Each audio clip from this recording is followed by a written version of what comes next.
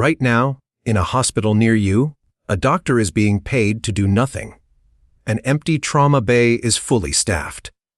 A scanner worth $2 million is warm, idle, and waiting. And the waiting is the single most expensive thing a hospital does.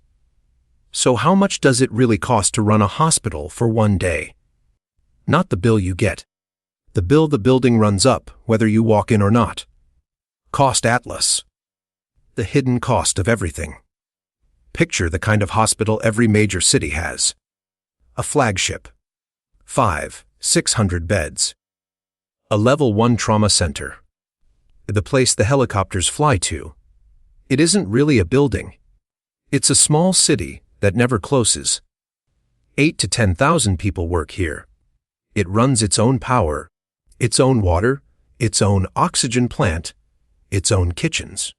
And it does the one thing almost nothing else in the economy does. It runs at full readiness, every hour, forever. Keeping that city alive costs around $3 million. Not a year. A day. Start with where most of it goes: people.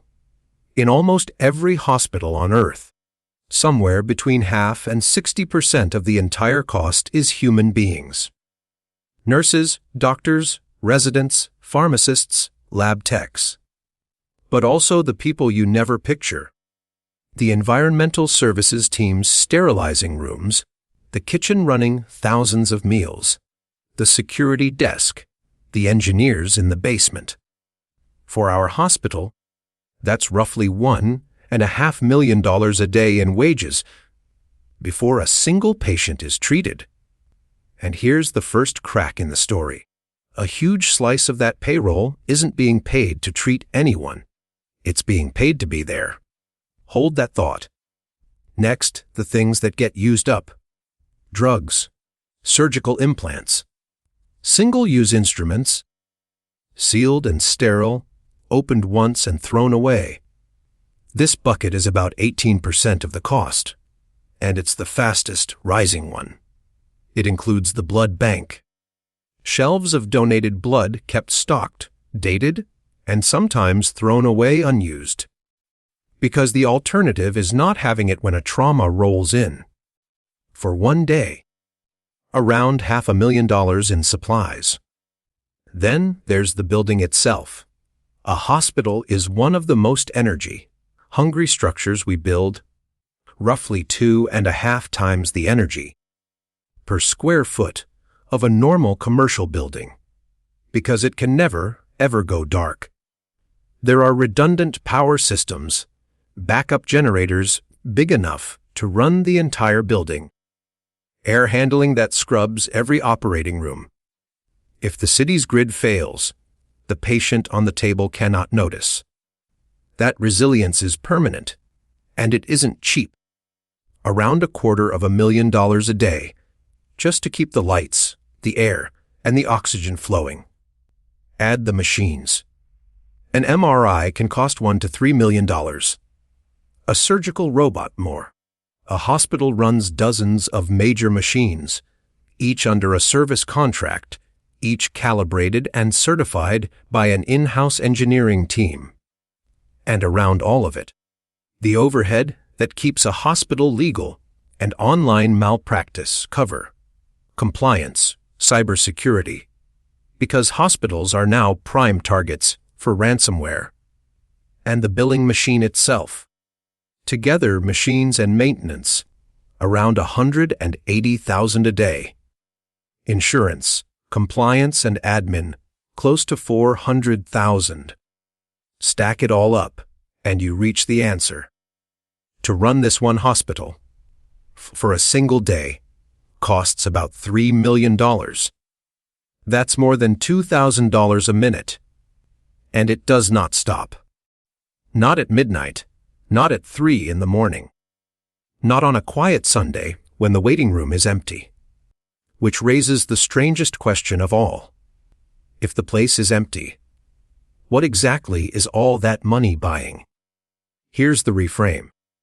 We think a hospital is expensive because of what it does to you, the surgery, the scan, the drugs. But on a normal day, most of what a hospital spends isn't on the patients who show up. It's spent on the patients who might. Think about what a level 1 trauma center promises.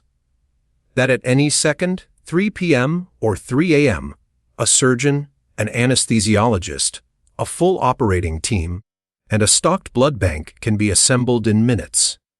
That an MRI is warm and a radiologist is reachable all night. That there is always a free ICU bed with a 1-to-1 nurse. None of that is free. It is, in fact, the most expensive thing the building does. An ICU bed can cost several $1,000s a day just to keep ready. There's even a charge in American hospitals, the trauma activation fee, that you can be billed simply for the team being assembled, before anyone has treated you. The price of readiness, made visible, so that doctor being paid to do nothing, that warm, idle scanner, that empty trauma bay, that's not waste, that's the product of that $3 million a day. Very roughly, a quarter buys no treatment at all, it buys standby. You're paying for the capacity to be there, not the care you get. $3 million a day. It's roughly half what it costs to run a Nimitz-class aircraft carrier at sea. Except a hospital never deploys.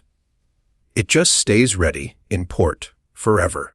And that readiness slice alone, around $700,000 a day, rivals the entire fire, police and ambulance budget of many mid-sized towns.